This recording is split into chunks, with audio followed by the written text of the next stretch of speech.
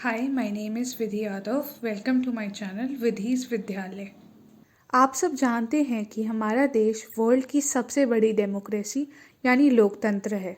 जाहिर सी बात है कि इतनी बड़ी डेमोक्रेसी का पार्लियामेंट्री इलेक्शन जो 19 अप्रैल से शुरू होने वाला है वो वर्ल्ड का सबसे बड़ा इलेक्शन होगा। एक डेमोक्रेसी के लिए इलेक्शंस उसका फेस्टिवल होता है। इसलिए मैंने सोचा कि मैं इस इलेक्टोरल सिस्टम के इम्पॉर्टेंट एस्पेक्ट्स के बारे में एजुकेशनल वीडियोस बनाऊं। Hope you will like and learn from them.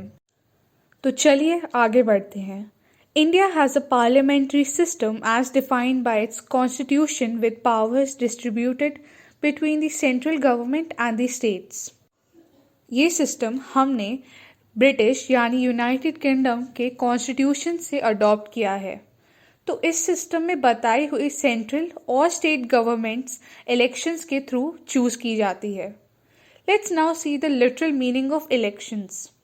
Elections is a time when people vote in order to choose for a political or official post. World history को देखें तो पहले documented election 17th century में Athens रोम में pops के selection के लिए हुए थे। इंडिपेंडेंट इंडिया में जनरल इलेक्शन से पहले कुछ इम्पॉर्टेंट इवेंट्स हुए थे। सबसे पहले हमारे देश ने 26 जनवरी 1950 में अपना संविधान बनाया जिससे देश को रिपब्लिक घोषित किया गया। उसके तुरंत बाद इलेक्शन कमीशन ऑफ इंडिया बनाया गया और मिस्टर सुकुमार सेन देश के first chief election commissioner of India नियुक्त किए गए। इसके साथ ही पार्लियामेंट में representative of the peoples act 1950 pass हुआ और हमारे देश ने इस पहले इलेक्शन के लिए कमर कस ली। पहला जनरल इलेक्शन 25 अक्टूबर 1951 से 21 फरवरी 1952 के बीच हुआ था। आज़ादी के बाद के इस पहले इलेक्शन में 489 पार्लियामेंट्री मेंबर्स 26 स्टेट की 401 कॉन्स्टिट्यूएंसीज में से चूज किए गए थे। यह क्योंकि इंडिपेंडेंट इंडिया का पहला इलेक्शन था। इसे 68 फेजेस में किया गया था जिसमें 6 महीने लग गए थे। उस समय वोट्स की मिनिमम एज 21 ईयर्स थी और कुल मिलाकर 17 करोड़ लोगों ने वोट किया था।